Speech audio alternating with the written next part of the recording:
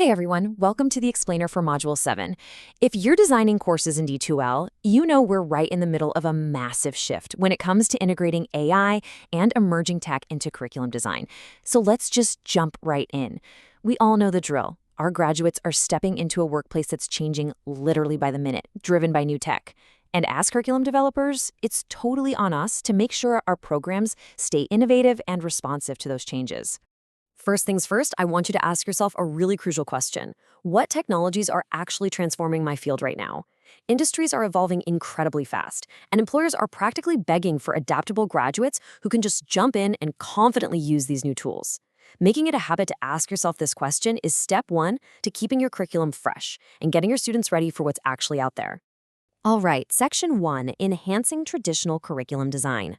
Look, if navigating all this new tech feels a little daunting, take a breath. Don't worry. We are absolutely not throwing out the incredible sound pedagogy you already use. Not at all. Think of this module as a way to take the curriculum design tasks you're already doing every single day and, well, supercharging them. Let's look at a few examples. Instead of just starting with a blank page on a traditional task, think about a tech-enhanced approach. You can actually use generative AI as a brainstorming buddy to draft measurable learning outcomes that align perfectly with Bloom's taxonomy. Instead of generic case studies, you can build highly authentic, industry-specific scenarios that are customized by AI. And experiential learning? You can take that to a whole new level using immersive XR and VR simulations. It gives students that crucial hands-on practice before they ever step foot in a physical lab environment. Moving into Section 2, Purpose over Novelty. Now, this is the absolute core of what we're talking about today. Effective technology integration always begins with the learning outcome, not the flashy new tool. We never want to just shove tech into a course simply because it happens to be available, right? It's all about separating the hype from practical reality. Think about the massive difference between technology for novelty and technology for learning.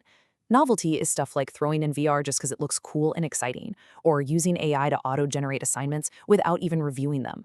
But technology for learning, that's the sweet spot. We're talking about using AI to actually push students toward critical evaluation, or using VR so they can safely practice clinical or manufacturing procedures that would literally be too dangerous or way too expensive to replicate in person. It's all about active, authentic application. Which brings us to Section 3, Responsible Technology Integration. Because look, as we empower our students with these amazing tools, teaching digital literacy is absolutely non-negotiable. It's not enough to just show them how to boost their productivity. We have to teach them how to navigate the really complex challenges around accuracy, bias, and privacy. So let's break that down into 4 key workforce competencies. First up, verification. Students absolutely must know how to cross-check AI outputs with credible sources, because these tools can and do hallucinate facts. Second, they need to recognize the limitations and biases baked right into the training data of these systems. Third, protecting privacy is huge. They have to know how to handle data security, especially with sensitive or confidential info. And fourth, the big one, applying human judgment. Remember, technology supports decision-making, it doesn't finalize it. So as you dive into the module materials, keep our ultimate goal in mind. We are trying to build adaptable learners.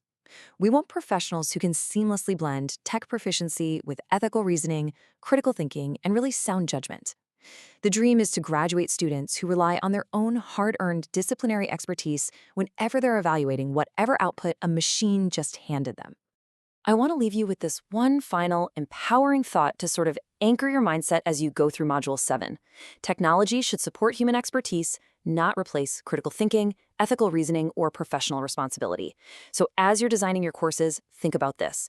How will you ensure your students become the absolute masters of these new tools, rather than just passive consumers? It's a big question, but an exciting one. Have a great time exploring all the possibilities in this module.